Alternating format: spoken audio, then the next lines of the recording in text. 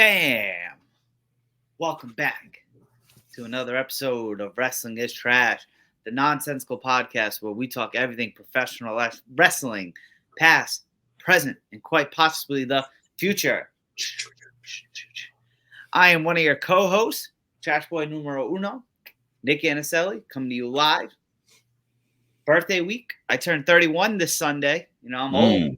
Getting up there in age. Get the fuck out of here, bro. Third deal, big 3-1.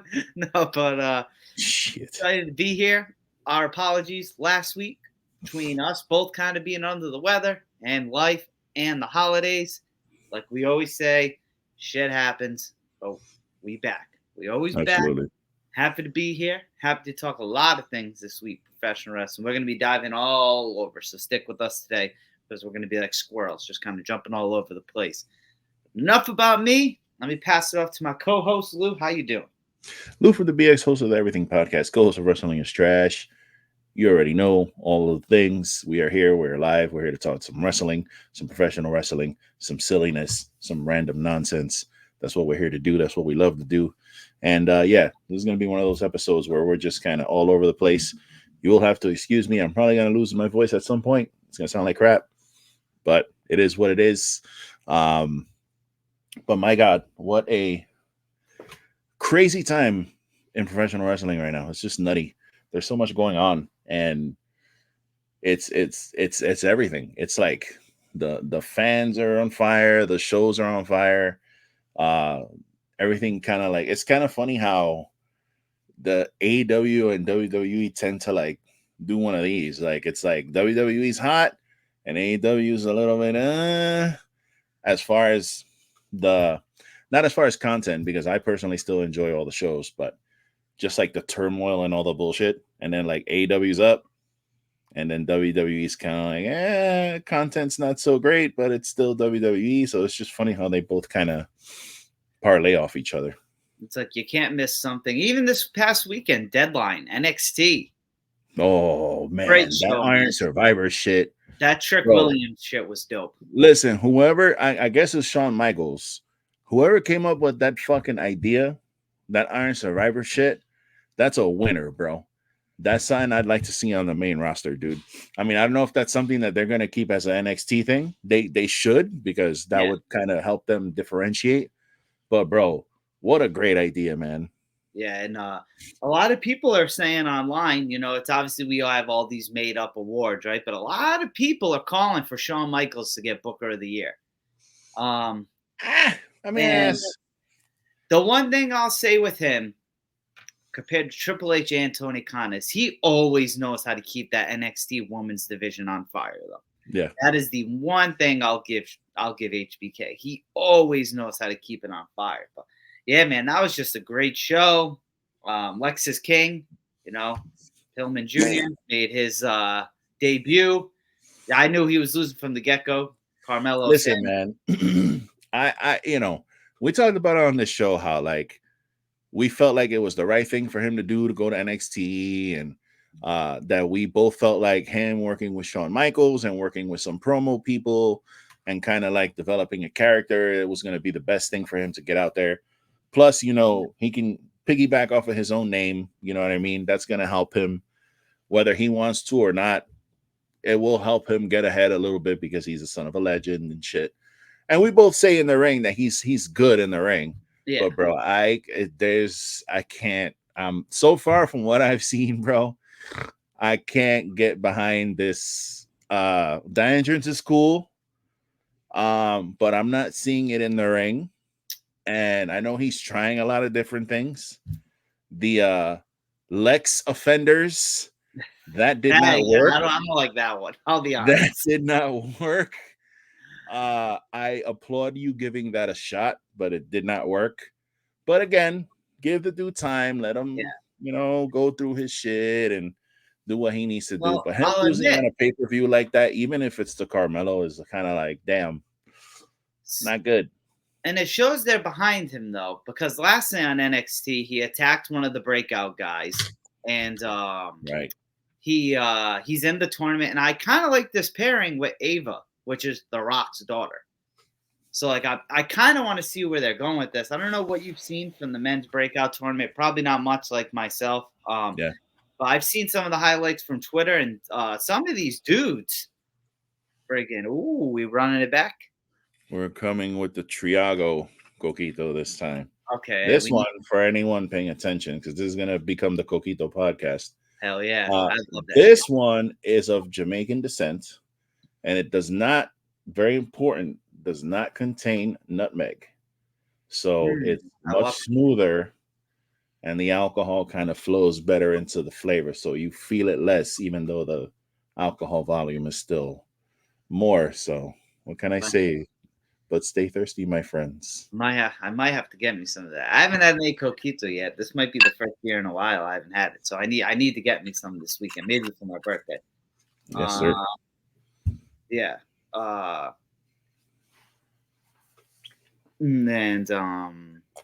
yeah, I like what I see what they're doing. I guess we'll see what this pairing does. But yeah, the breakout tournament people are insane. Like some of them already look insanely good. Obviously going to take time.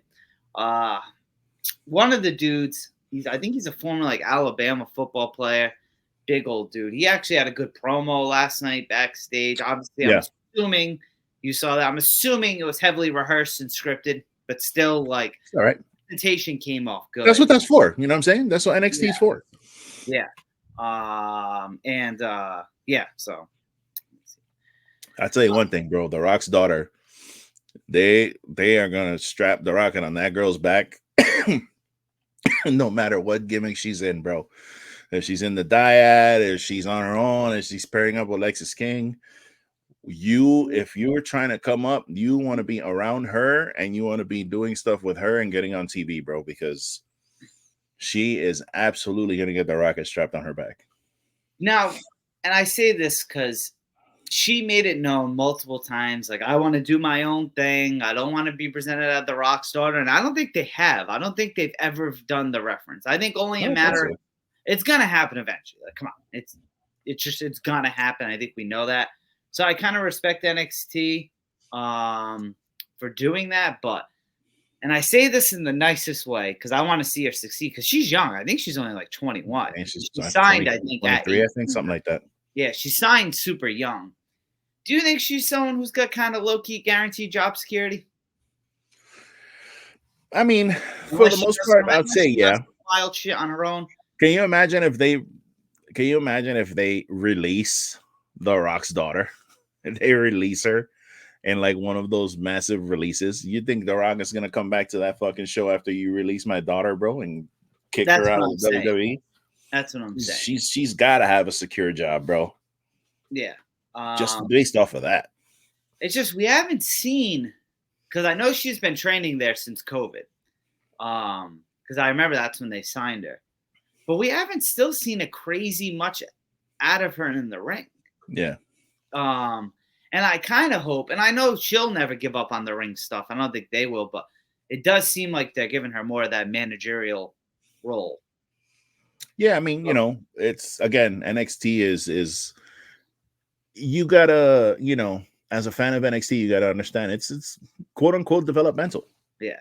People are there to learn how to promo, learn how to work, develop a character, and not even so much a character that you may take to the main roster. It may completely change in the main roster, but at least you can learn how to develop a character, you know what I mean, and kind of set yourself up for success on the main roster. So I would imagine they're going to have her try to manage. They're going to have her wrestling. They're going to have her doing a bunch of different things to see what she's good at because they're going to put a lot of time into that woman.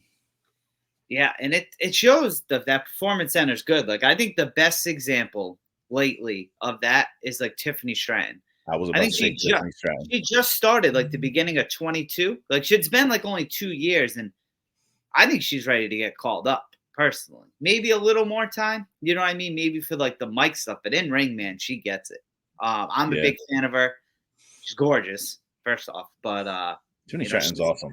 Yeah, she's just great in the ring. She's someone awesome to watch. That the women's Iron Survivor match was great. The only thing about Tiffany Stratton is I would say her look. Like, she gives off like Charlotte. You know what like I too mean? generic in a way, but Yeah, not she generic almost at looks the same like time. exactly like a younger Charlotte. Like, you know what I mean? The same hairstyle, same kind of outfits. You know what I mean? I would say she's a little, damn, do I want to say she's a little more athletic than Charlotte? I don't know, Because she man. pulls off those swantons, I mean, flawlessly. Yeah. She pulls a fucking swanton off like nobody's fucking business. Well, did you see the So move she did? The cartwheel into like the yeah, Alabama slam? Like, I what mean, is this? she's fucking awesome. So that's the only thing I would say about her is maybe her look needs to change a little bit. Maybe she wants to go brunette or something or redhead. I don't know. Maybe that'll help. But I would say her look is a little too close to Charlotte's. Like, So especially if they faced one-on-one. yeah, it's But almost like Charlotte got hurt the other night. So I saw that her ankle, dude. I felt so bad for her. yeah, her ankle, I think maybe her knee or some shit. I don't know. But they took her off events. They sent her home. Like, Wow. I hope it's nothing crazy because I get it. A lot of people get sick of Charlotte, kind of, but when it comes to WrestleMania, man, Charlotte always delivers on that big Yeah, let me stage. tell you something, bro. Charlotte, and again, we're getting close to the end of the year, so we're gonna be talking about, what's our year end stuff. And Charlotte's in my fucking top 10 matches of this year. Yeah. She made the list, and that shit was all the way in the beginning of the year. So I don't want to hear any fucking debates about it either. No. That match was fucking awesome. And it's like, I think and I blame more Vince, right?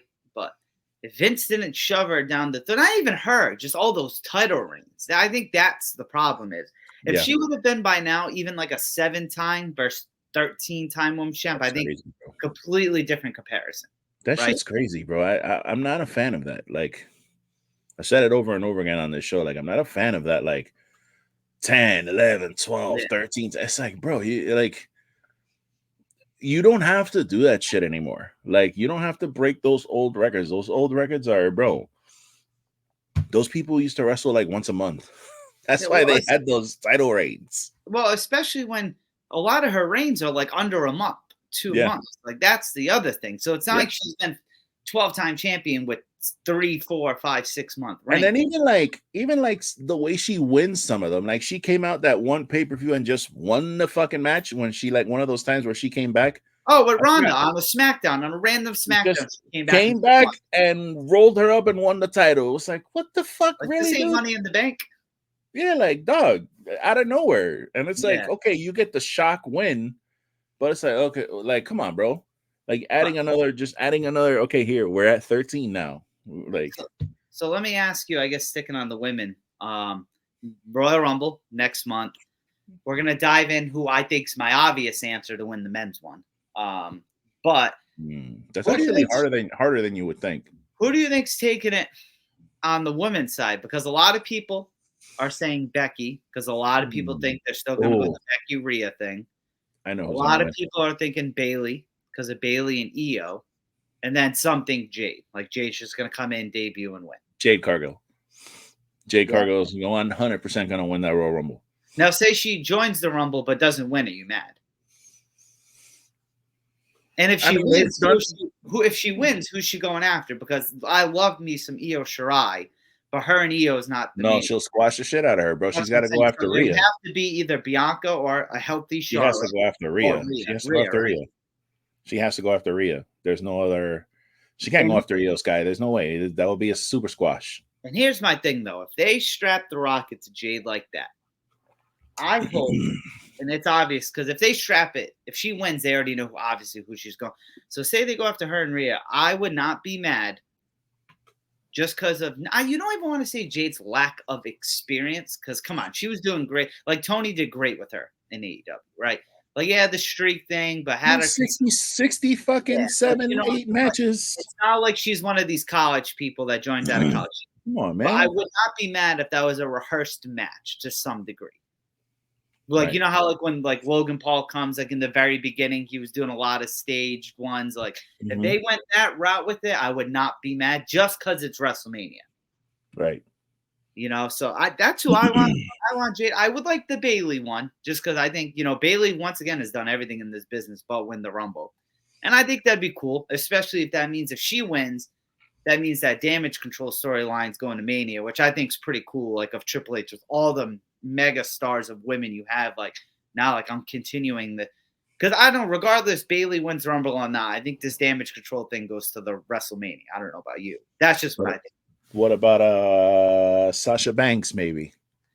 Well, so I think, and I hate saying this because wherever she goes, I'm happy, right? If she sticks with just New Japan, if she went to AEW, I'm happy with it. If she goes back to WWE, I'm happy. But just the way the storyline's going, and like kind of like what we said, I think last time, is WWE is just on this insane stock right now. Like Dave Meltzer was reporting that CM Punk coming back is like heavily helping those Raw negotiations right now. And it's like, wow. She's got to be seeing this, and it's like seeing what they've done with Cody, seeing what they've done with Jade, Triple H, I should say, seeing what they've done with Punk, like, and Triple H has always been a fan of her. Like, that's true, but on the other hand, you got to look at the women's division, and those tag team titles still don't mean shit.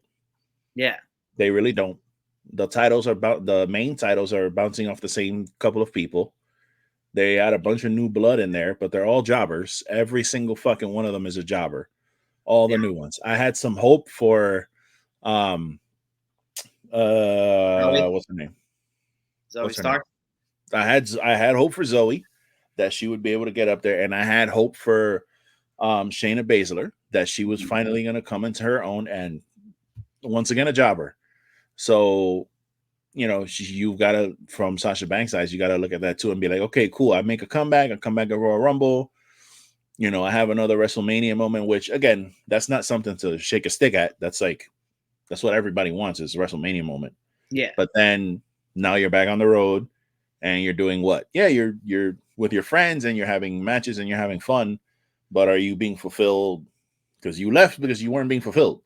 So, you know what I mean? And that's what I was going to ask you, because I'm not Mercedes at all.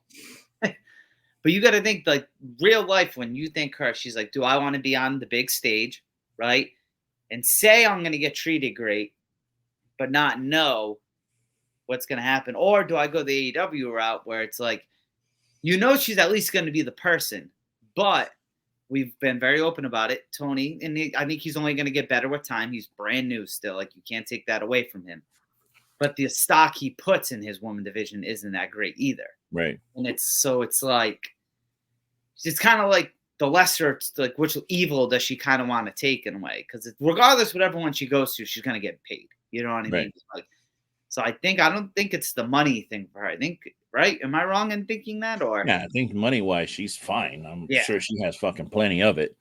Because she does a lot more than wrestling. So I'm sure she's got money coming in from all different sides. But I think it's more about like what she wants to get out of wrestling. Like, does she want to continue to compete in Japan? Mm-hmm. Or does she want to go back, quote unquote, home and have matches with her friends and be around the people that she came up with? And because I could see that that's probably appealing also, right? Like, you know, you left, you've been gone for a couple years, you know what I'm saying? Now you're going to come back. You're going to get this gigantic pop when you come back. Michael Cole is going to be fucking, it's boss time. It's boss time. And, you know, he's going to lose his fucking shit. And you're going to have another big giant moment where you come back and you'll probably win the Rumble. And then you can go to WrestleMania and you can go through that whole thing and you'll get all the fanfare and another WWE 24/7 documentary thing. You know, like you get the whole treatment. So I can imagine that's very appealing too. So, you know, again, you go to AEW, you really don't know after that your debut what's really going to happen over there, because really, you know, we had Saraya come back and her booking was all fucking weird. Like, she came back, she wasn't wrestling, then she was wrestling, then she was a heel, then she wins the title and she loses the title, like, and then she's like off TV. So it's like he tends to gravitate towards the same kind of like 4 or 5 women when you have this gigantic roster full of women in 2 shows or 2 different companies to like put them on. So you got to look at it like that too. Like, is she going to get her just desserts at the other company, you know, for a longer period? She might get lucky and, like, you know what I'm saying, at least contract wise, just be like, 6 months, I'm only signing for 6 months, and let's see what happens. And that's what I think she should do regardless where she goes, like a year-long contract. Like, I heard Punk steals multi-year, but, like, I would Yeah. have been like, yo, dog, you're getting a year. Like, let's see, but you hear all the good stories about him right now, which we'll dive into, but everything's great in the beginning, right? Oh, yeah. In August of 2021, when CM Punk came back to professional wrestling, Yeah. you would not have thought a year later what was going to come. Like, yeah, it's all hugs and kisses right now. Yeah, like, you know what I mean? So it's like, that's how it's going to be. And it's going to be like that, I bet you, the first year like in WWE. Like, because he's win or lose at Mania, he's going to get a big Mania moment. That's very, very obvious. So it's like, between now and April, it's going to be good, right? But so I'm going to kind of transition to our note here. Also, can I say I hate the updated theme song? I hate it. Okay, so I didn't like it at first, but now that it's on the gym playlist, I've gotten used to it, and I kind of actually like it. I hate it because I grew up in the Bronx, obviously. My brother went to college, and like he kind of put me on when I was younger to like bands like Journey and Huey Lewis, and that's how I started leaning into like rock. Then on my own, I started discovering like Bon Jovi and all that other shit and metal. Cult of Personality was a song that like I fell in love with it because when I saw the video, I was like, holy shit, like there's 3 black guys or like 4 black guys and they're playing heavy metal. Like I never thought I would ever see that. And they had the bright Technicolor spandex suits and the braids and it was just something I never seen before. So that song for me, I always love that song. So I've heard that song dude, like thousands of times. I've heard that song. So I know every note. I know every, hit of the vocals. So now when I hear the updated version and the vocals are a little different and things are shifted a little bit, it's annoying. I don't like it. Don't like it. I would have preferred like a new thing, like maybe like when Stone Cold got the Disturbed version of his. That's one of my favorite themes of all time. Yeah, I would have preferred something completely different, but again, it's a little thing. You think it's them, the band, wanting to make money? Well, yeah. I mean, it's a new, it's a new version of your song. You remaster it. They can still sing, bro. They're still amazing. So I have to ask before we get into the thing, because you just said how much you like that song. Were you watching back in 2011 when Punk came back to that song? Yeah. So what would you, if you remember, because if you remember that Raw, Cena, I think Cena just won the title. Yeah, he had just won the belt. Yeah, and then it hit, but then for like the first like 45 seconds, even a minute, nothing lit up on this stage. Yeah. What was going through your mind then? Because I knew the song, and I was just like, I didn't think, and this is before I was following dirt sheets and all the other stuff. So but I had no idea he was coming back. Like I knew he was, but not like that. Like I thought it still would have been to This Fire Burns. I wasn't thinking that. Yeah. But then when he came out, I was like, okay. But what for you? Because I've always liked the song as well. But what was going on with you when you saw Punk? Yeah, I kind of remember it because when a song started playing, obviously I recognized the song. And I was thinking to myself, like, is this it was like I didn't know it was CM Punk. Like I wasn't going, oh my God, CM Punk's good. Yeah. I was like, is this CM Punk? Like, is he back? Like what? Like I figured it had something to do with him. Okay. But I just didn't put it together that what was going on. Like I wasn't thinking that he was gonna come out to that song. So because that's such an iconic song for me. Like I can't imagine, like I couldn't imagine a wrestler is gonna be coming out to that song. Like, you know what I mean? Yeah. So yeah, it was crazy. Craziness. Speaking of crazy, in this human being's eyes, is Jeff Hardy speaking about his time in AEW, and then I'm gonna let Lou take it after. But he said he was quoted saying on the Extreme Life of Matt Hardy, so his pretty much own show, his brother's podcast. I said that at WWE. I felt like a ghost just walking around backstage. Honestly, man, I kind of still feel that like that at AEW, just because of not being involved in something cool. I feel like there's something so special that we, Jet and Matt, have within us to really bring out. So before I let you go, Lou, it seems like Jeff Hardy is just like not happy right now. Like, he's not happy with what's going on there. And in my opinion, at this point in 2023, 2022, 2021, as much as we've always loved the Hardys for the Hardys, I think if Jeff wanted to be more relevant now and used more, it'd have to be as a single star. Like when I thought when Matt went to AEW and he stayed with WWE, they actually had plans for Jeff. If you remember, before he got in trouble with the DUI, I think it was at the 2022 Rumble. It was supposed to be Roman and Jeff, because Roman wanted to do a singles thing with Jeff and vice versa. So like my man was going to have a Universal title match, but then all of a sudden walks out of a live event and next week he's in AEW. Yeah. Which is his own doing. I'm not saying he did Right. that because of that. I don't know how you feel about that. But I don't know. It's just, man, it's 2023. Like, you guys physically are not in the best shape, especially your brother. Like, it's very known with Matt Hardy, how he walks and does everything. But I'm gonna let you take it because you have this note right here added to the quote. So yeah, I found this stat when we saw this article, and I'll just read it. Jeff Hardy, since returning to AEW, has had 16 matches, 15 on consecutive weeks of television. That means he was on 15 straight fucking shows. Okay. Matt Hardy has had 18 matches since Jeff's return. So again, I can understand the mindset because he wants to be involved in something he wants to be involved in a storyline. He doesn't just want to come out and be a spot monkey and have these 6-man tags where they're killing themselves and jumping over shit and swantoning over shit and going through tables, and then that's it. And then maybe in 2 weeks you'll have another match. No, he wants to be involved in like a story. I'm sure he wants to be chasing the titles, and I get that. As a performer, I think if I was in his shoes, I'd also want the same thing. Unless I'm there to collect a check or something, which I don't think he's there for.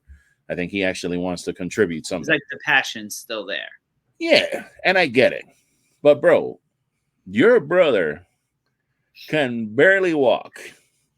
Like I when I watch Matt wrestle, I feel bad. Like I feel bad. Yeah. Like his leg, it don't even look like he can bend his knee. Like that one leg's always straight, and then the other leg's bending when he's like trying to walk. I was like, dude, like at some point you guys got to realize where you are in the state of things. Now, I'm sure that they look at somebody like Sting and they look at Christian and Edge, or so I have a comment. Adam Copeland. Yeah. They look at guys like that and they see what they're doing, and they're getting this TV time and they're getting their stuff. But again, look at their condition compared to yours, man. That's what I was gonna say. And like, granted, Edge and Christian both had like a good amount of time off because they thought their careers were over. Right. But it's not like they ever got out of complete shape either at the same time. And that's the big thing. Like, you just hit it right there. Like, I just saw Edge in person like about a month ago. And my man's got a 6-pack at 50-something years old and is moving like ever. Christian looks great. And it's like, and I get it because they didn't put themselves. Well, Edge actually put himself through fucking hell too, but not like them. Like, you guys are like that because of all the years, you know what I mean, of what you did to yourself. The abuse. Yeah. And so it's kind of again, I'd like to give Jeff the I'd like to give him the dummy, because everything was going fine until you got another DUI. Do you remember that? And then they had to take your ass off TV. Tony Khan had egg all over his fucking face because he took a chance on you. And yet again, you had a DUI problem. Now, I understand that alcoholism is a fucking demon. And I know that some people fight with that, and some people win the battle, and some people lose the battle. But bro, at this point, if you want to drink your face off, that's fine. You want to get high and go get drunk and take a fucking 10 tequila shots? Cool, bro. Call a fucking Uber. You don't need to be getting behind the wheel of any vehicle and driving when you are fucking drunk. That makes no sense. And the shitty thing is, every time this happens, it seems like it's right when them as a team, or even him as a single star, are on the brink of something. Right. There's always something coming. Like they're building up to something, and then bam, you fucking wake up in the morning and you got to see Jeff's fucking mugshot on TV. Oh, it didn't work. Yeah. You gotta understand that you coming out and saying shit like this, I don't feel pity for you. Like I can understand your position, but dog, I just don't feel bad for you. The other thing too is like, no offense, my man's had nothing but success his whole career. Right. Like since they really were a tag team in WWE, like continuously, I think it was like 98 or 99. It was like when they started being regulars on TV. Like you were always over as a tag team, and then especially you, Jeff. In WWE, you got pushed as a single star, world heavyweight champion, WWE champion. He's a Grand Slam champion. He's literally done everything in WWE by being main event Mania and win a Rumble. And even then, he has a sick Mania moment when they returned in like 2017. So it's like you got the huge Mania moment. Every year, they show Edge spearing your ass off the ladder when it comes to WrestleMania. So you got that shit. So it's like you want to feel bad at the same time, but it's like, okay, because now after 20-something years, you're finally not getting a push. You're like upset. Yeah. I say, bro, if you really want to be involved in something, pick like the Dark Order or somebody weird and start doing the fucking broken gimmick again. You never really did it in AEW. You kind of did it a little bit when we were on lockdown and shit. Nobody fucking remembers it. It was just Matt Hardy by himself. Yeah. Jeff's there now. Do the whole fucking broken thing. Have a couple matches as Matt and Jeff Hardy, and then start losing and go on a losing streak, and then start losing your mind and getting into the do that. And then have that run for a while. Because honestly, besides that, I don't want to see you guys as tag team champions all broken. I mean, not like physically in pain. Yeah. There, thank you. I don't want to see you guys all fucking limping your way to the ring with the tag team titles. Not when you got teams like FTR, the fucking Young Bucks and Death Triangle and Ricky and Bill. Like you got these young hoss motherfuckers ready to go, and then you're gonna put the title on these guys. No, bro, don't do it. Just I can't. Yeah, can't do it. I agree. 100%. They have a lot there, and like it's kind of like I'm switching gears here, comedy wise, but sometimes you got to risk shit. And the best example, as goofy in an amazing way is look at R-Truth right now with the Judgment Day. Like, yo, that shit's funny. I don't care what anyone says. Yeah. Like R-Truth just being a goof is funny. I don't care if like I would love to see him wrestle again because I do like him wrestling, but him just coming out doing his shit, like that's a Hall of Fame career right there. It's like you need to find ways besides diving off a ladder to do it. And the way they did it too on Monday was funny because like it's such a Vince thing to have like a strong, like let's say you have like a strong character that you finally build up and then you throw them into some comedy shit and then you basically kill their whole push. Like Vince has done that before. Oh, gotcha. So when we started injecting R-Truth into the Judgment Day, I kind of got those vibes like, oh no, that's it for Judgment Day and it's comedy time for Judgment Day. But the way they played it on Monday, when Damian Priest was like, come on, Truth, get in here. As soon as he did that shit, I was like, oh, no, they're going to beat the shit out of this guy. And that's what they did. They had him in there. He did some comedy, and then they beat his ass, which is what true heels should do. So I thought that angle played out perfect. Well, speaking of heels, I'm going to ask you a question. It's been about, I think, like since it got onto the internet was Sunday. So a few days. But everyone right now has, in the wrestling world, well, not everyone, the IWC has had WWE on Fox Twitter page as some of the ultimate heels. No, Jesus. For those who aren't tracking, Bobby Lashley had a match, tribute to the troops. Great show, by the way. I love the whole concept. Very biased. Had to give my plug because I'm in the military. I knew Bobby was winning that match the second they introduced him as a former Army sergeant. I was like, ooh, damn, Karrion Kross, you're definitely not winning. Cool to see Montez Ford come out at the end also because he's a Marine, just like myself. So always going to be biased to him. But anyway, they tweeted after the match, the Street Profits and Bobby had the arms up, and they tweeted in all cap, them boys.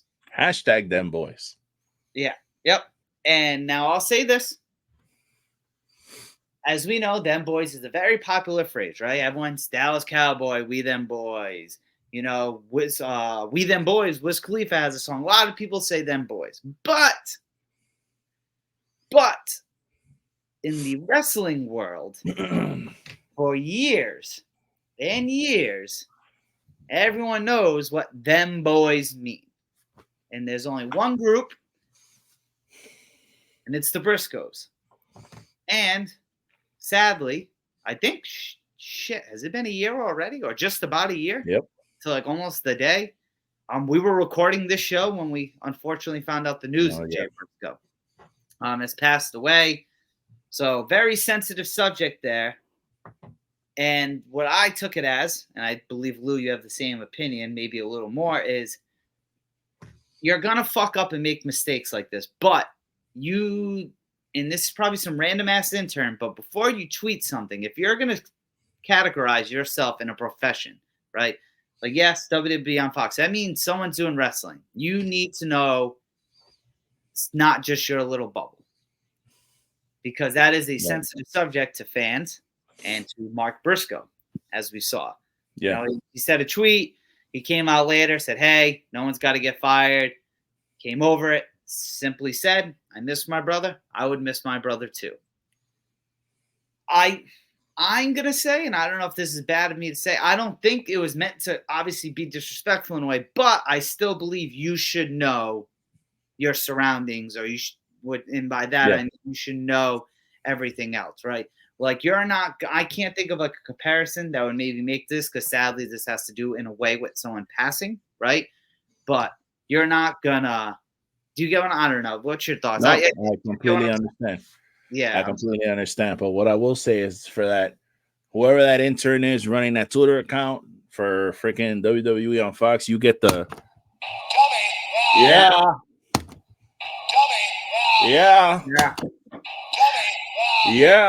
You get the super fucking dummy award for that. Now, I will say that it's probably I'm gonna assume it's some random ass intern, like you said, probably only watches WWE. Maybe he's a Cowboys fan. I don't know. And he probably was like, ooh, let me fucking tweet this out, because let me try to get some.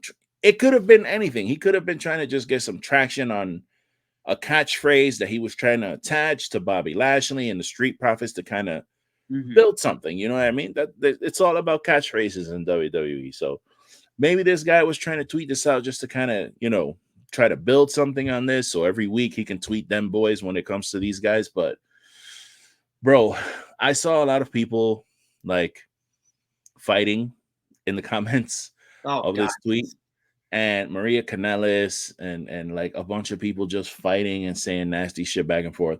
But one of the things that was annoying me was there was a dude, and I'm not gonna say his name because I already blocked him. But this guy was spamming to everyone that he was saying the same thing to everybody. What he was basically saying was, them boys is it's used in all forms of media, like Dallas Cow. It was literally the same sentence, and I saw that shit like 20 times, and I thought I was tripping. I thought I was like reading the same thing over and over again, but it was that he was responding to everybody who was pissed with the same sentence. And I'm like, bro, it's the same thing that you just said, Nick. Them boys, yes, the Dallas Cowboys use that. It's a very famous thing in football when it comes to Dallas Cowboys. There's a song, We Them Boys. I understand that.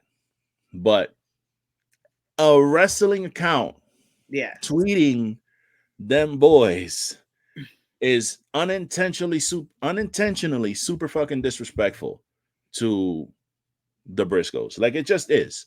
Like, when I saw that shit, I was like, ill, bro. Like, ill. That's like, I just was skeeved out when I saw that shit. I was like, come on, man. How the fuck you gonna really a wrestling account of WWE is gonna tweet that phrase? And what I'm curious is how WWE took that, because the tweet, I'm not going to scroll, but last I saw, because I think I checked like Monday, it was still there. And when Jay sadly passed away, WWE like said stuff about it on television and their Twitter account. So it's like, I'm surprised they didn't try like nipping this in the ass either, to be So honest. I'm gonna chalk it up to the fact that like it definitely was not intentional. Like it wasn't like a because the thing is too, like it was real close to the anniversary of the Jay's death. final match, like Mhm. the fucking dog collar match. It Yeah, I was think like a that's this couple week. day, like a day or two, like right before that. Yeah. So by the time that tweet hit and it started getting traction, it was like right at that time. So people were talking about Jay Briscoe, and then this shit popped up on Twitter. So it was like people were fucking mad because it's like, dog, what are you doing? So I'm just gonna again. I don't think I'm 99% sure it was not intentional to do it. Mhm. Like they did not mean to like do that shit to disrespect But the Briscoes you or need to anything. know better. But you as a fucking if you're running a wrestling page, you should definitely be outside of your little circle. Like you should understand that that's attached to something and it's attached to something very powerful that a Yeah. lot of people care about. Yeah. So what in my case, when I saw the backlash, because there's no way that whoever did this does not see all this fucking backlash. I'm gonna while you So talk, I'm gonna see if it's still there. So I yeah, I might be think it scrolling. is. I might be But scrolling. if it was me, I would have deleted the tweet and then I would have found a really cool picture of the Briscoes and I would have tweeted that saying them boys. Just kind of like as a, my bad. Let me show, a little respect. It's getting close to 1 year that Jay Briscoe's passed away. Let me just throw this out there. Like I think that would have went a long way, but I just think whoever saw that was told don't sell it. Don't sell it. Fuck these Twitter people. It doesn't matter. So they're just gonna leave it there. And I I think think that's I think it may have been actually deleted. wow. I'm Okay. scrolling again. What date was Friday? It was down there because when I saw it a couple days ago, it was like Yeah, it was pretty on the low. 8th. So let me. All right, so here we are, the 5th, the A quick 6th. way for you to check it is to go to their page and then That's what I search. did. I clicked media. Now I'm scrolling. Oh, no, just go into the search and put them boys, Oh, okay. Well, kind of. and it'll pop up whatever tweet they have that has that Oh word no, in. it's because I reported the post. Ah, that's my guy. That's what I'm talking about. That's I reported the post. But yeah, so it's still there. Um, yeah. Next, what I want to hit. Ooh, Ooh, what's you know this? what? In September 8th, 2023, So not too long ago. WWE on Fox tweeted "Dem boys" with a GIF of the fucking Judgment Day. So they just don't know.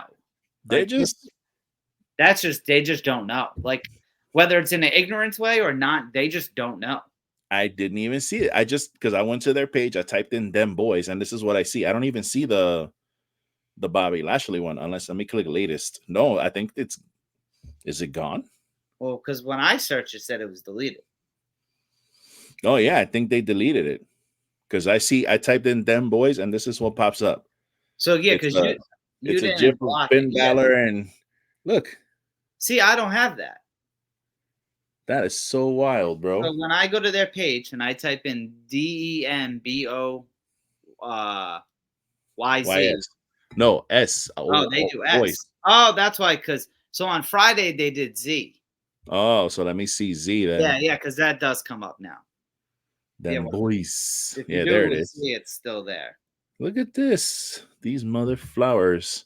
Again, doesn't seem like it's an intentional thing. It's not like a disrespectful thing. So I'm just gonna chalk it up to somebody just not knowing. But dude, yeah, Yeah, that's a but big dummy right there. You gotta know yes, better than that, bro. yeah, You gotta understand that when it comes to wrestling and them boys, there's only one fucking team that should be getting that. yeah, and it's a team. You could argue the biggest tag team that was never in WWE.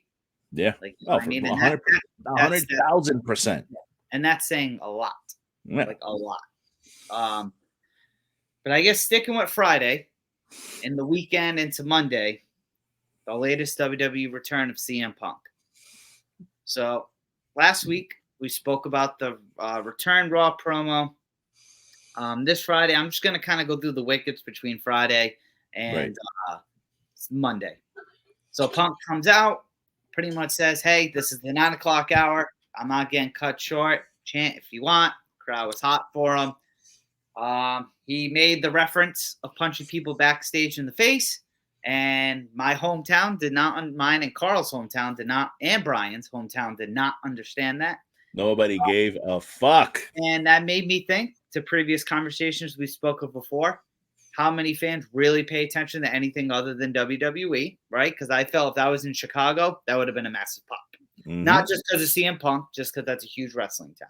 Philly, so on, big wrestling towns. Great promo, though. Took a lot of shots at everyone. Said, I'll go for Roman Reigns. I'm the original wise man guy, or whatever, however he worded it. He talked about Seth Rollins. He talked about Randy Orton. He talked about LA Knight, Kevin Owens. Does this whole thing, drops it, right? Everyone knows he's the best in the world. Goes backstage. He's pretending to go knock on the Bloodline's door. Kevin Owens comes by. Not so great of an interaction. Nothing crazy. Yeah. A little, I guess you would say, tension in that room. And I just thought that was funny because do you know the story about the singlet with Kevin Owens and CM Punk when they were in Ring of Honor? Or in I think it was Ring of Honor. Either that or Gorilla Pro. I think it was in Ring of Honor. Yeah, he basically was shitting on Kevin Owens for wearing a shirt. He's like, that's not what wrestlers wear. You need to wear a fucking singlet. Yeah. And Kevin Owens actually went and got a singlet, and he was like, this fucking sucks. I don't want to wear this. So he put his shirt on. I'm a fan of Kevin Owens attire. Like, yeah. And then they had heat. Yeah. So that was that. That's why I thought that was funny when they kind of were backstage, because he's always had heat with CM Punk over that shit all these years. When they eventually do go at it, that's going to be awesome, especially promo-wise. Then after you see him backstage with Randy Orton, LA Knight says something to them. Has a very awkward appearance on NXT Deadline. I get why they did it. The pay-per-view was an hour away. Let's use CM Punk. Yeah. Whatever. Very awkward, but I get why they did it. And then Monday happens. It was very obvious he was going to sign with Monday Night Raw. All that comes out there. And as he signs the contract, Seth Rollins comes out. They have a very long stare down, back and forth between Rollins chanting Rollins' song, CM Punk. Rollins essentially goes in on CM Punk.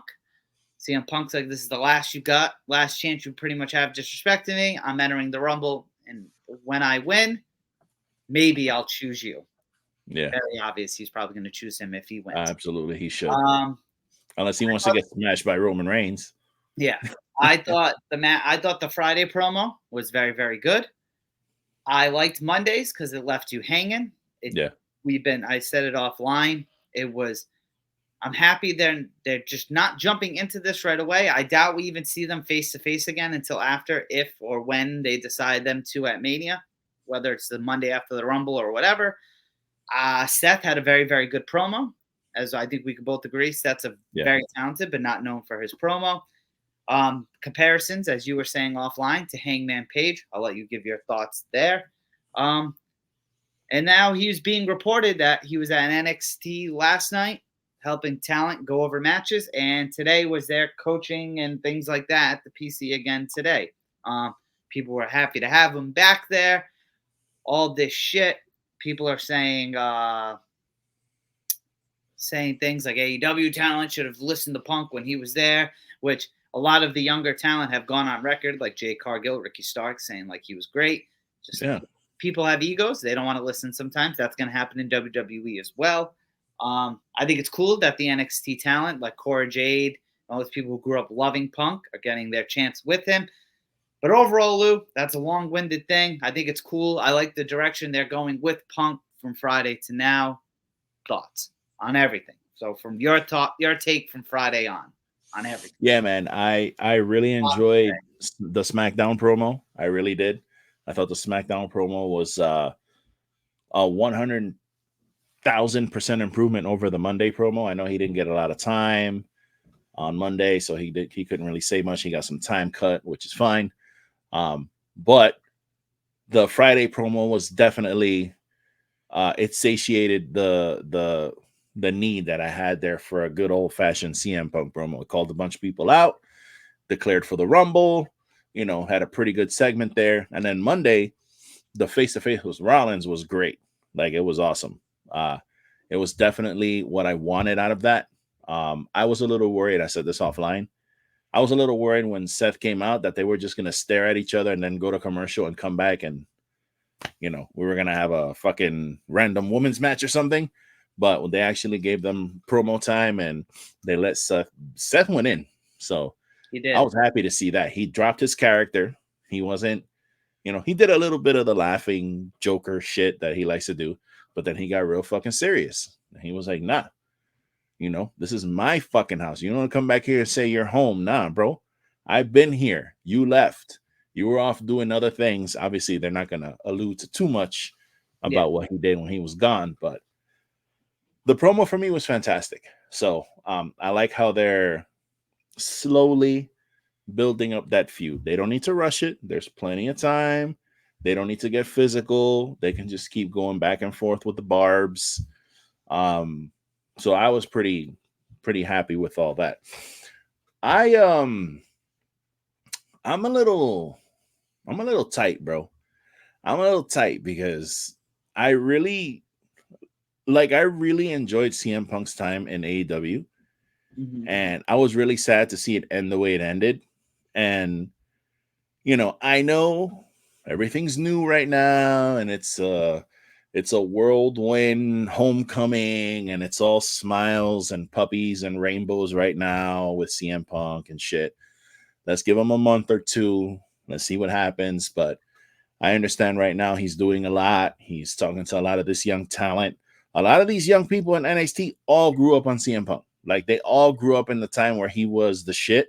Yeah, the man. And he is there, Hulk Hogan. He is there, John Cena. Like, he's that guy for them. So all of them probably look to him like with reverence. They're like, holy shit, CM Punk's here. Like, they're probably super ecstatic that he's there. So the fact that he's going to the Performance Center and getting that from them, again, it's the mutual respect. Somebody like that. The thing is, the guy's got an ego. So again, it could be considered a good thing or a bad thing, but it is what it is. Somebody who goes up to this guy, shows him the proper respect, shakes his hand, asks him for advice. That's the people that he's going to help. When you got these young guys who kind of turn your back and shit, and they're like, I don't fucking, I'm gonna do my own thing.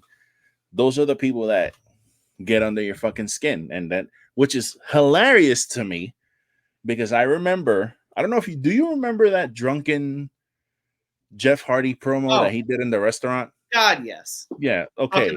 Talking about the Undertaker and stuff too. Yeah. So it's funny because he was talking about the exact same thing that CM Punk is talking about when it comes to these AEW people.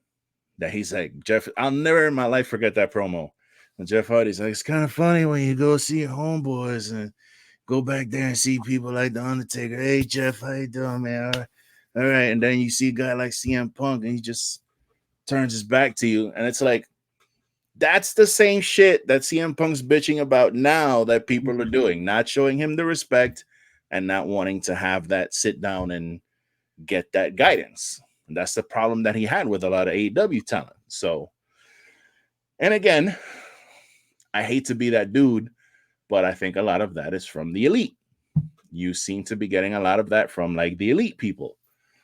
And it is what it is. You know what I mean?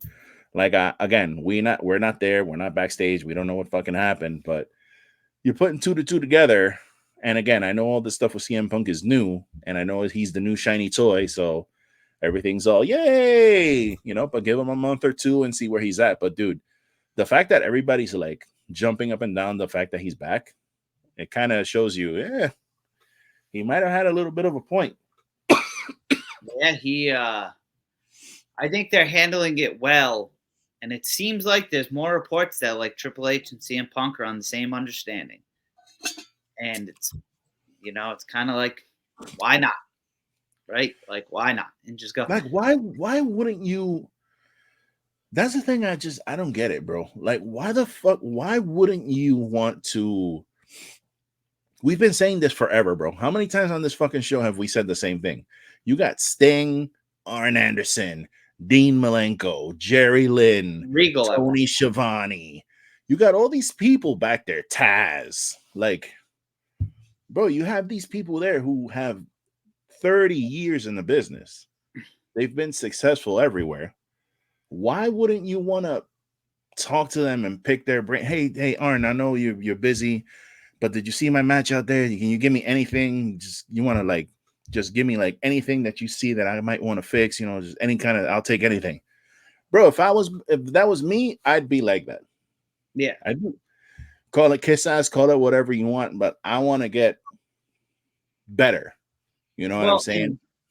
And I think to agree with that, so do you remember who Matt Morgan is? He used to wrestle. Yeah. He was pretty big in TNA. So he used to be on the Wrestling. The Blueprint. Yeah, the Blueprint. And now he does this other podcast with two former guys from wrestling. Well, not former, whatever. But anyway, he gave his thoughts. And he said, like, that's CM Punk is the reason why the Daniel Bryans and the Seth Rollins even have a chance in WWE. Because if you really think about it, in the Vince era in 2000s, Punk was really that first guy who broke that barrier and got up. That wasn't your typical Jack guy. Like your typical John Cena or even Randy Orton or Batista. Like, he was the first one that kind of broke away that was like a wrestler. Yeah. And like, do you kind of like agree with that in a way? Like, so that's why I feel like you got to listen to a dude like Punk. Because if you look, especially Punk's first run in WWE, when Cena was the man, Batista, Taker was still wrestling, Triple H was still wrestling. Yep. He's just he's not jacked by any means. He's not like out of shape either, but normal looking white dude with just a bunch of tattoos was able to make it to the top and have a 400 and something day reign. Like, why wouldn't you want to listen to that? Because he's not your stereotypical guy. Like, obviously you listen to a dude like John Cena, but you got to listen to a dude like Punk who isn't the ordinary WWE superstar. Like, yeah. So do you kind of think I'll keep it a buck with that? I'll keep it a buck, bro. So, and I'm pretty sure I've said this on the show before. I did not know of CM Punk from PWG or Ring of Honor or any of those places. The first time I ever saw CM Punk was in WWE ECW when they started that ECW shit. Yeah, that's where they had CM Punk debut. They had him there. Old NXT, essentially, in a way. That's when they, because at first they had like Sandman and Tommy Dreamer and these people, and then after like 6 months they started adding like the Big Show and Bobby Lashley, and then you had Sheamus debut there. You had Kofi Kingston debut there. You had that dude with the remember that dude with the vampire chick? Oh, Kevin Thorne? No, was it Kevin Thorne? Yeah, Kevin Thorne. He used to come out with the vampire chick. So guys like that were all debuting on there, and CM Punk was one of those guys. And the first time I hate to say shit like this because it's like, oh, yeah, of course you say that now, but no, bro. When I first saw CM Punk, and I saw him cut a couple of those backstage promos or whatever, I was interested immediately. I was just like, who is this guy? Like, I wanted to see more. You know what I mean? Mm-hmm. So then I saw that Anaconda Vice finisher. I had never seen that finisher before anywhere. So instantly I was already like, okay, I love submission fucking wrestling. That fucking move looks awesome. I like this guy.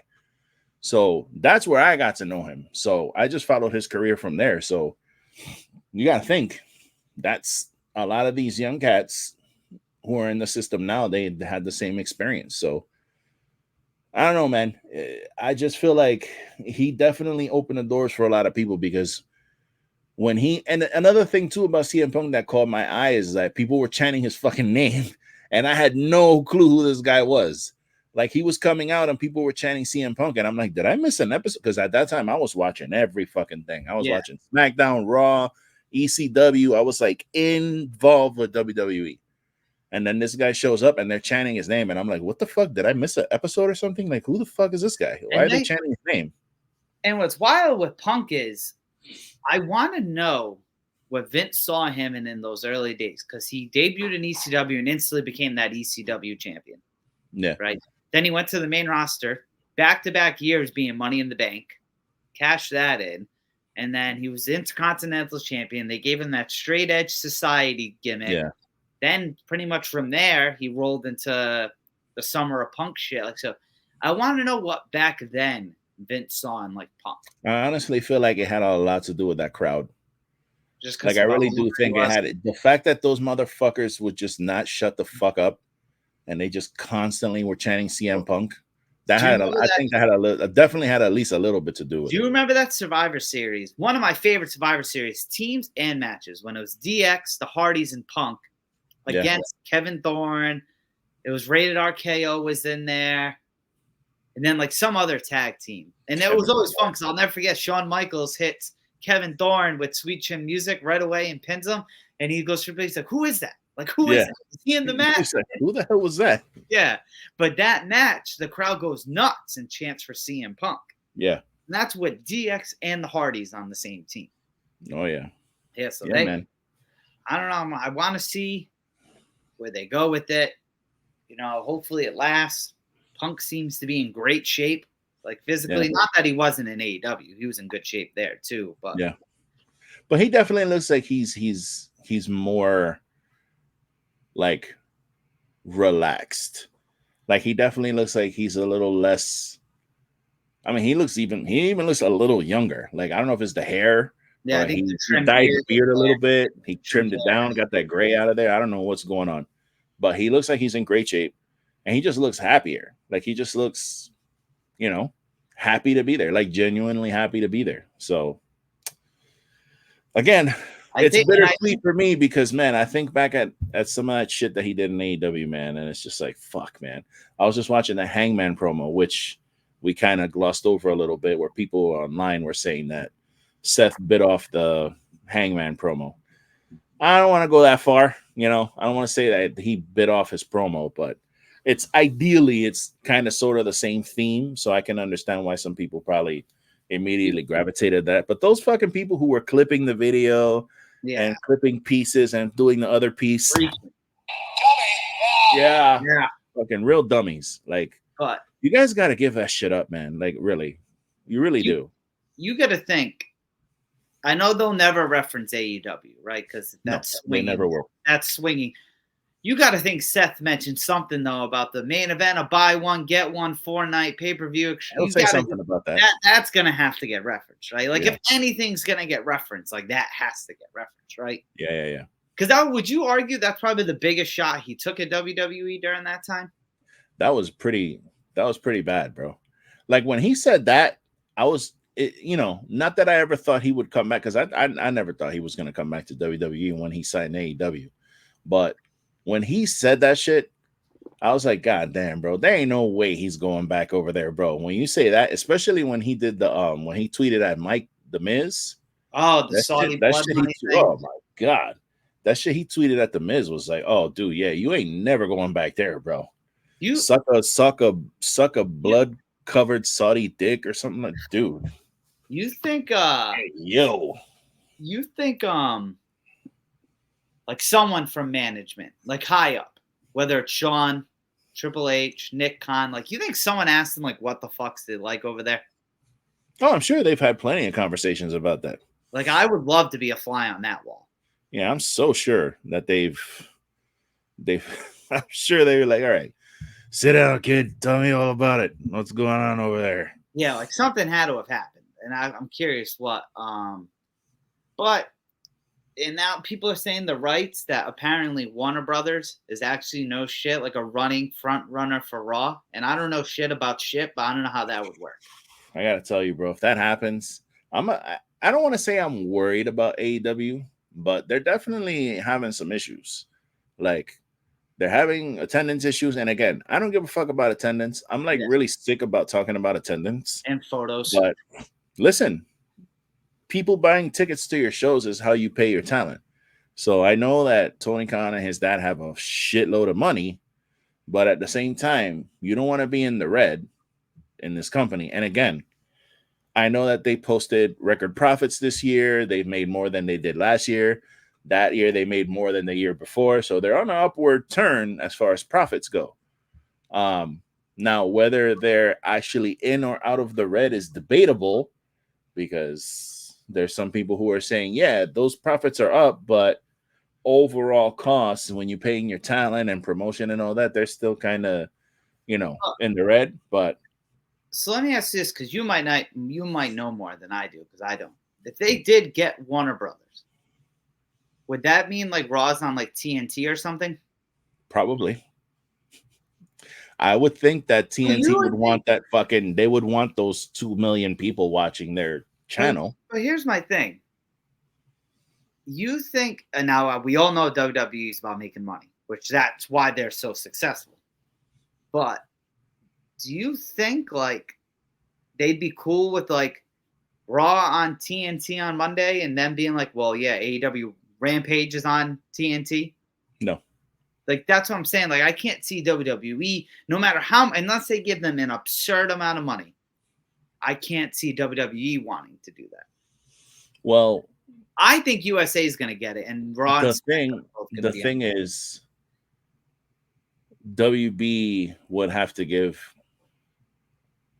WWE a shitload of money for their product to get on their network. It's not like WWE is going to be paying, hey guys, listen, we want to be on your network. I don't think it works like that. As TNT or WB or whoever the fuck owns that channel would have to pay to get them on that network. And again, I don't know how much Ted Turner is still like involved in all that shit. I know his name is still on it, TBS, TNT, and all that. I don't know how he feels about doing business with WWE, seeing as how they put him out of the wrestling business a few years ago. But if WB were to sign WWE, that would be I don't want to say a death blow, but that would be really fucking problematic for AEW, because Eric now Bischoff is swearing that it's going to be Warner Brothers. Wow. He's swearing by it's going to be them. Wow. I mean, anything can happen, man. It's at the end of the day, it's all about money. They can say that, I know I've seen reports that WB is too many W's, bro. WB is very happy with Tony Khan because he showed them a lot of loyalty and blah, blah, blah, blah, blah. But, bro, loyalty only gets you so far in a business, bro. And money fucking talks. So I think that would be because all these people, more the WWE diehards that like are celebrating this. Like, I don't like that, because WWE wouldn't be what it is now without AEW. Like, that's it. That is. You don't have to, like, you could hate AEW, but you have to give them one piece of credit, and it's that WWE wouldn't be what it is because of them. You don't have to watch it. It made the thing you like better. Yeah, so it's there's no question about that. Yeah, like the only reason CM Punk being back, because if AEW wasn't a thing and Punk came back, I don't think it would have been as big as a deal as it is now that he went to AEW. I don't think Punk would have come back if it wasn't for AEW. Yeah, I think he would have been perfectly fine, like doing MMA, and making movies and shit. He's making horror movies. He's writing comics. He's fucking doing MMA broadcasting. I think he would have been totally fine doing that. Cody maybe would have came back, but not as big as a star as he is now. No, dude. He would not be what he is now. Yeah, no way. Like Jade, not a chance. Like shit, Jade Jade had a tryout and didn't make it, and now they're presenting her in an amazing way. Yeah, but it's like, so I personally hope they don't go to Warner Bros. I'm not going to lose sleep over it if they do, but I hope they don't go to, because I don't like talking bad. You know me, I'm a very positive person, but I would feel that is the first red flag of what's going on in AEW. Because do you agree? Oh, big time. No, I'm telling you, bro. If that were to happen, it would be a big fucking problem for AEW, because now they're off Turner, and where are they going to go? They're going to go to USA. So you think it's one or the other? It's not both. Both. No, you can't have both on the same channel. They're not going to do that. There ain't no way. They'd have to put AEW on like old fucking Ring of Honor and put that shit on at like 2:00 in the morning. Yeah, like that's what it would have to be, because there's no way, dude. Tony got offered to do the CW, but now the CW's got NXT.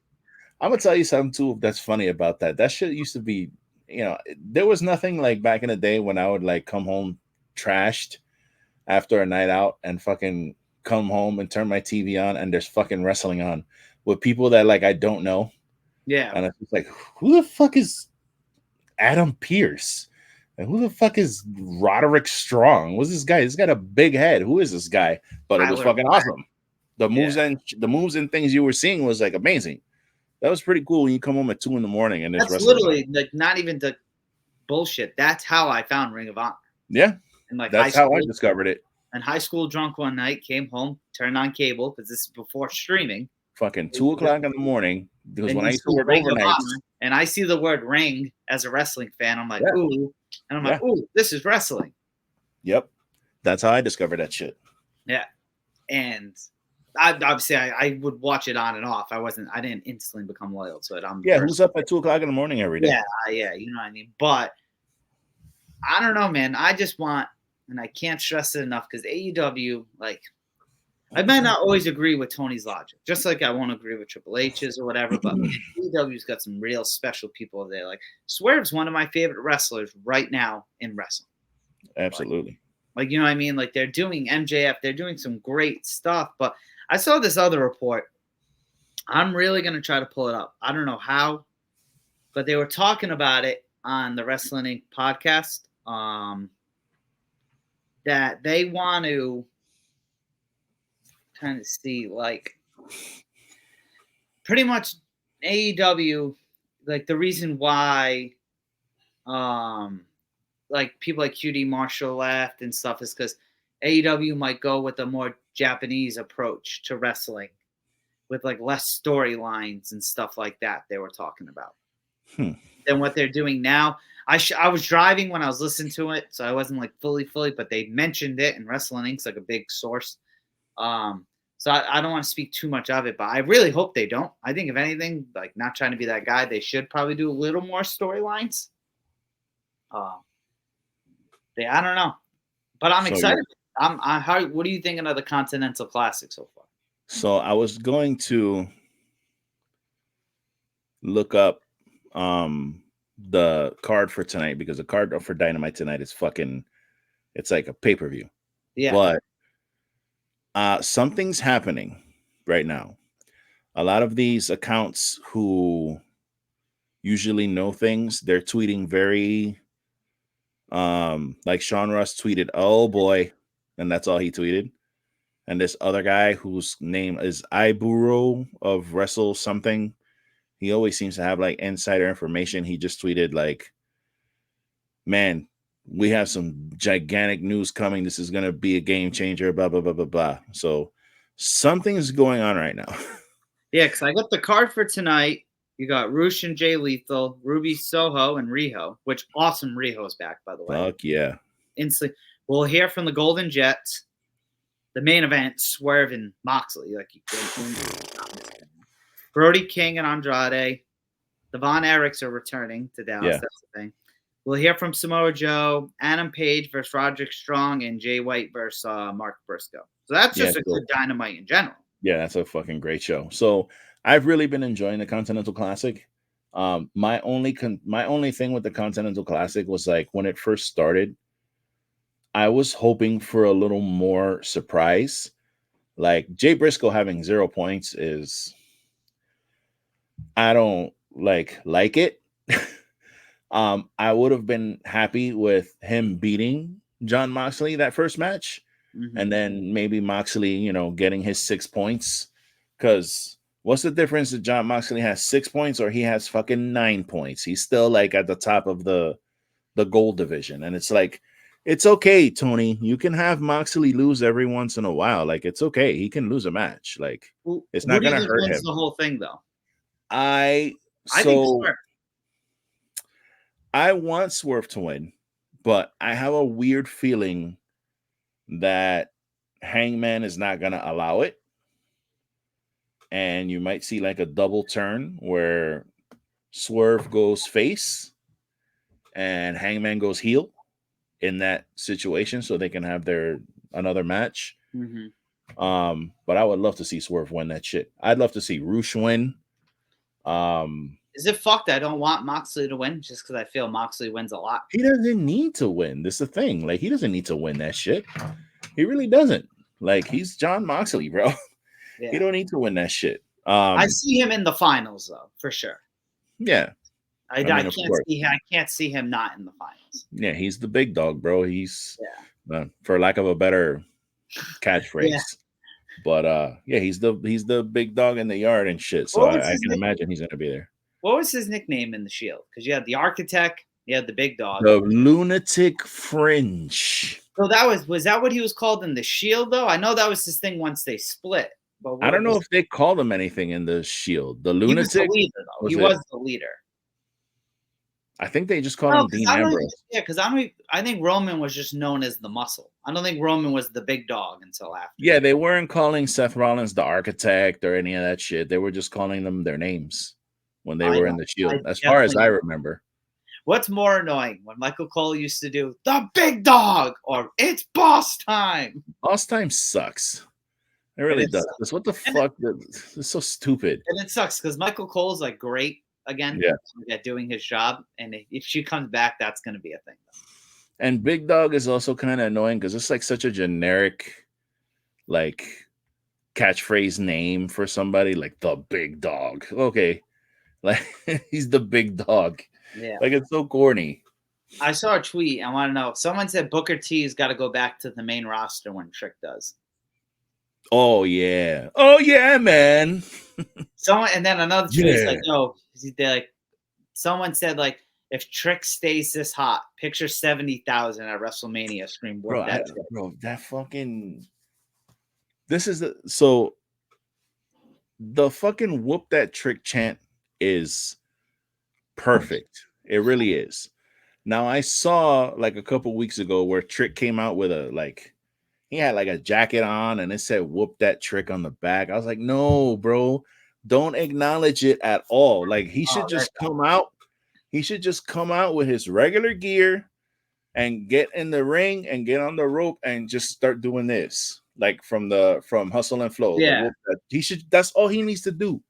And let them do whoop that Trick. Because he came out with the whoop that Trick on the back and he was like, I'm gonna whoop that Trick. I'm gonna whoop that Trick. I was like, nah, bro. You don't even have to do that shit. Like, you don't even have to do that. You could just keep it simple. Let the crowd do that shit, bro. I'm surprised there's not a shirt that says whoop that. Oh, I'm sure it's coming.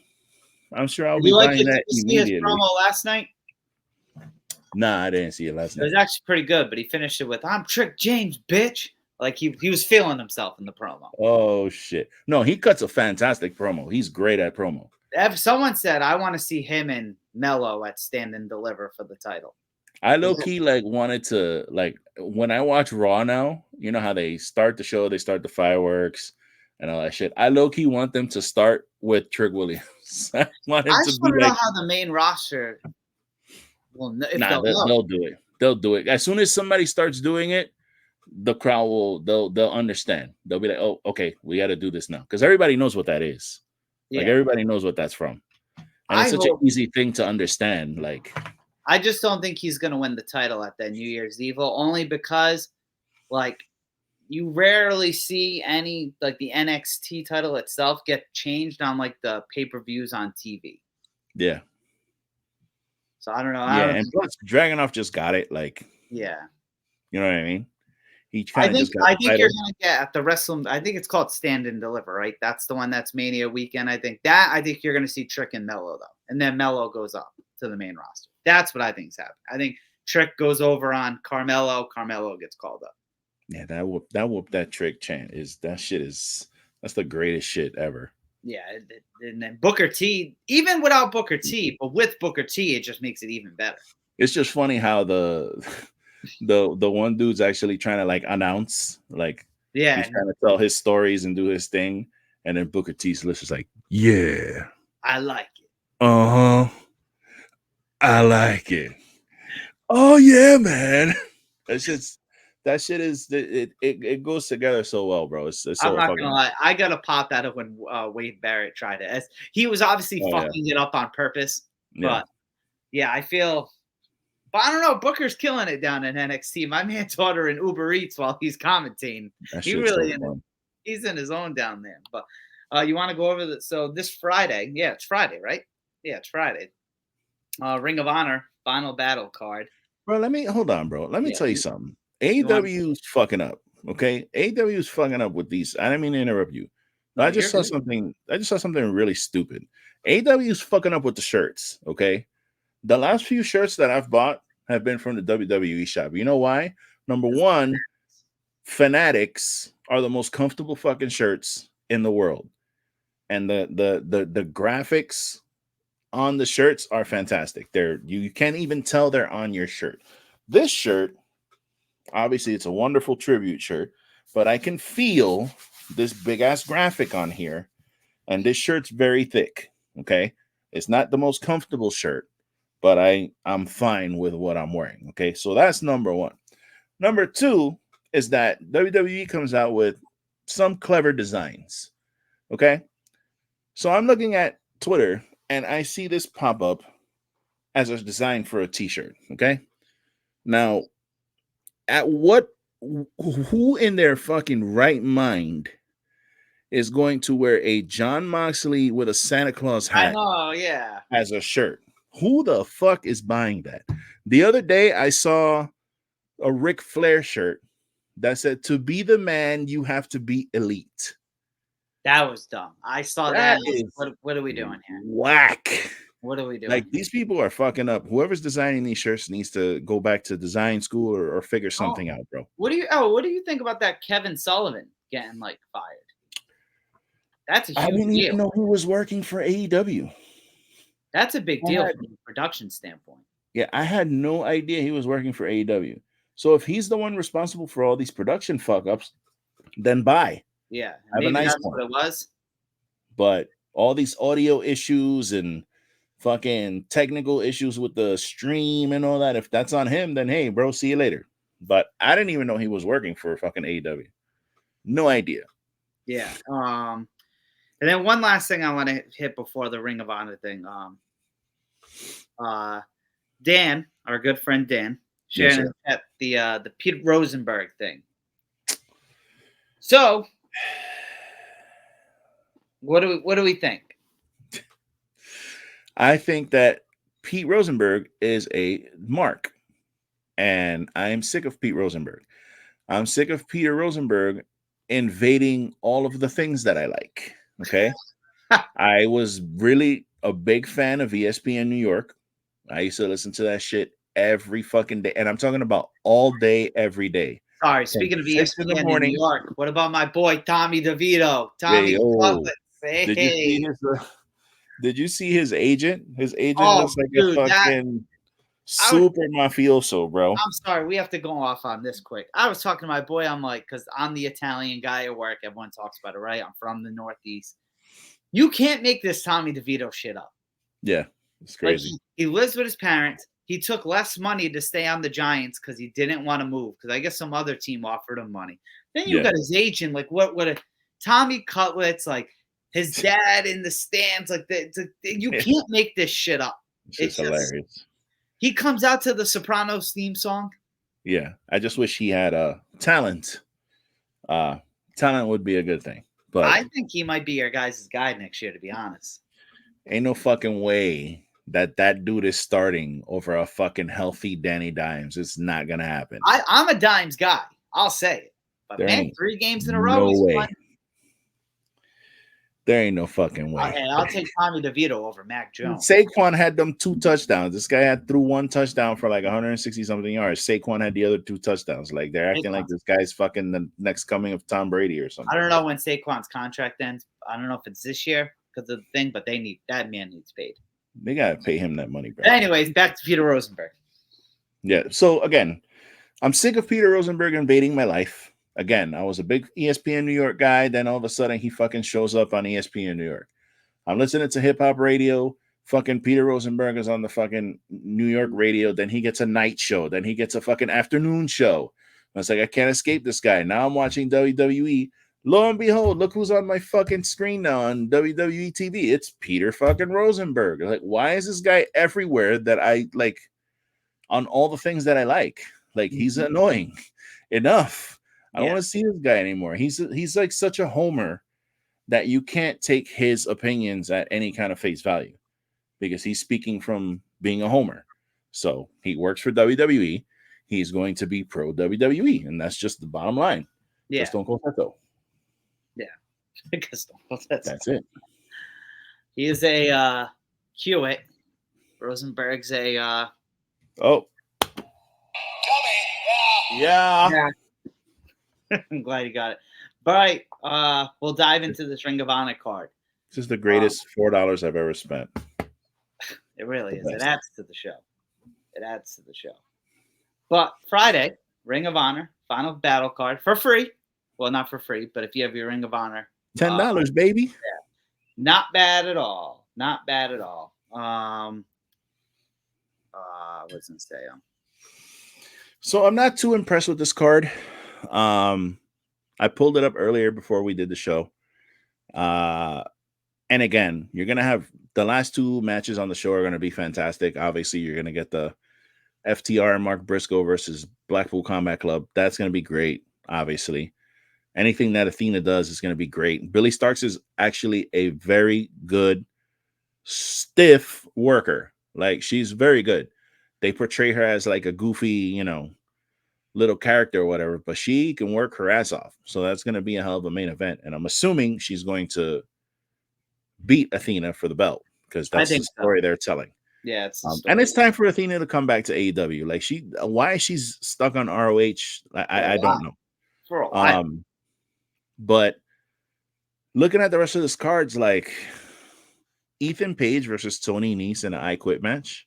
Could be good though. Like, to be fair, it could be good. Like, yeah, but like, why is this on a pay-per-view? Like, I get it's on Honor Club or whatever, and that's fine.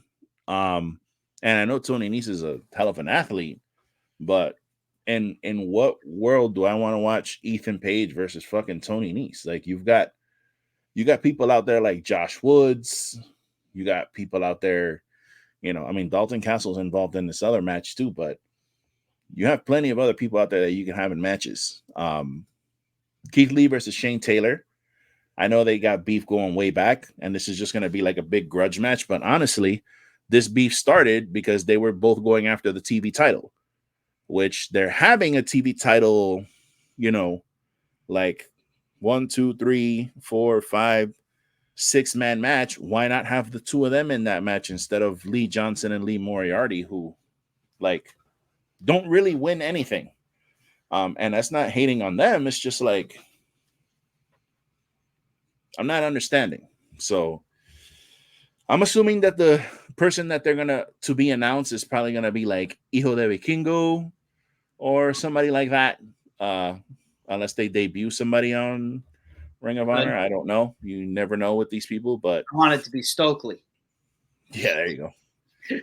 But again, I'll watch it just because I like Ring of Honor. I definitely want to see the last two matches. So I'll be tuned in. You know what I'm saying? I'll have SmackDown on the tablet, and so I don't miss anything. But I'm definitely going to be watching this on the TV. Yeah, I think it's going to be good. I'm excited for the Jay Briscoe Memorial. I think that's going to be good. Like you said. Yeah. I think it's going to be good. But I don't know. And I get it. Tony's juggling a lot. This is why we always say we wish he kind of had more of a team. And I think this is the result of that. Yeah. Like, not having a team. Like, I'll always give that man credit. I would not want what he's doing just him. Fuck that. Yeah, like in a perfect world, like, there's rumors that CW and there was another, I know NXT is going to CW, but there's another channel that I saw something recently about that they talked to Tony about Ring of Honor. In a perfect world, he would like not sell it off, but put someone in charge of Ring of Honor and let them go to another channel and just, maybe they go back to that 10 o'clock, 11 o'clock time slot, midnight time slot. I don't know. Maybe they go back to that old style because there's a market for that.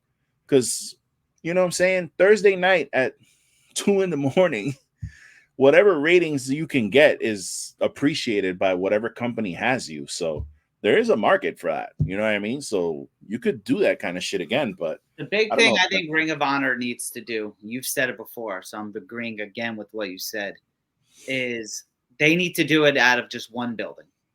Like Daly's Place or whatever it may be. Yep. Small crowd, somewhere where having even 200, 300, 400 people doesn't look bad. I think that's I mean, exactly what Ring of Honor is. AEW needs to do that in general. They need to start doing smaller venues in general. I think they need to You start think so? cutting back from these 8,000 seat arenas because they're only selling 5,000 tickets. Start going to these places where there are 5,000 seats. Dude, And you know what I fill that just shit up. don't get about that? Maybe you can explain it, but weekly, as we've said, their attendance has just not been good. No one's ever on the hard cam side, whatever, right? Who gives a fuck? I still like the show. But then they do these pay-per-views and they instantly sell out like 12,000 people. Like, it doesn't make sense. Yeah. I mean, it's a pay-per-view. You know what I mean? You know you're going to get a hell of a show when you go to an AEW pay-per-view. So, Yeah. and again, you get the same thing with the shows, but it's like, bro, the shows are too fucking long, bro. Yeah, you said You go to this show and it's Rampage and Ring it's of Ring of Honor and it's Dynamite and it's like, bro, it's Wednesday night, dog. Like, I gotta work. I gotta work at 5 a.m. I can't be here till 1:30 at night watching motherfucking wrestling, bro. I gotta go. Like, Yeah. it's too much. All in all, I am amped for Dynamite this week. It's gonna be a really good one. Looking at the calendar, sorry if I'm putting us on the spot here, but I think next week's gonna be the year end. Because then after the week after, you got Christmas in there. So Oh yeah. I'd like to think maybe if I'm speaking out of line, but I'm pretty sure next week's going to be our year end. We have some shit. We may record on the 26th, but we might not. Yeah, and who knows what's going on? Yeah, I'm going to be visiting family, so I'm not too sure. Oh, there you go. Yeah. So might not be able to, but in the next week or so, we'll have it. We have a few topics already jotted down, so probably some more. So stay tuned for that. We're going to be giving you our year ends. We're never just a one answer person. We'll give what our answer is, but we always give a few honorable mentions. That's what I like that we do. We've done that just naturally, never been planned. Just naturally, we've always gave. Never just, hey, male wrestler of the year is this and move on. Like we do that. I like that. And then, yeah, I think that's all we really got for today. I'll start sending us home here. You can follow me on Twitter and Instagram at the name right there. Most importantly, follow the show. I control that Twitter at wrestlingistrash. I get on there. YouTube. I know we still have next week's episode, but I just want to say thank you guys for 2023. Subscribers went up. Views went up. Everything went up. It's been fun getting out there. So it's awesome. So follow the Wrestling is Trash YouTube page at Wrestling is Trash. Like, comment, share, subscribe, do everything. The end of every year, you reevaluate and think, what can you do better? And that's what the whole resolution shit is that everyone does or doesn't do. Well, I want your guys' resolution to be to comment more and voice your opinion more. Hell yeah. And come on the show. We're all about it. That's all I got. Lou, send us home. Hey, man. Lou from the BX, host of the Everything Podcast. Co-host of Wrestling is Trash. Just want to say thank you guys very much for the year. I know we still got a couple episodes, but just thank you guys so much for all the support, for the likes and the subscribing and all the good stuff. We appreciate it very much. We love seeing you guys hit up the YouTube page. But if you want to get to that, you can also go to the Instagram page, which I run pretty badly, but I still run it. Yeah, I run it pretty terribly. But again, it's there. But if you want to see all the content, you can hit the link in the bio there, and it'll take you straight to everything. Apple Podcast, Stitcher, the YouTube page, all the good Wrestling is Trash abundance. We even have a shirt on there that you can go and buy if you wanted to buy it. That little logo right there in the corner. Oh, I can't point to it, but it's over there somewhere. There it is. Top right corner. I wear that man. Shows. Yes, sir. I actually got to wear that more. I don't wear that shit one time on the show. I'll wear it next week. How about that, guys? You'll see it in action next week. So we thank you guys very much. We will see you guys on the flip. And as always, my friends, enjoy wrestling. Shibata-san, get well soon. To the great and powerful Shibata, get well soon. We miss you already. Guys, enjoy wrestling. Peace.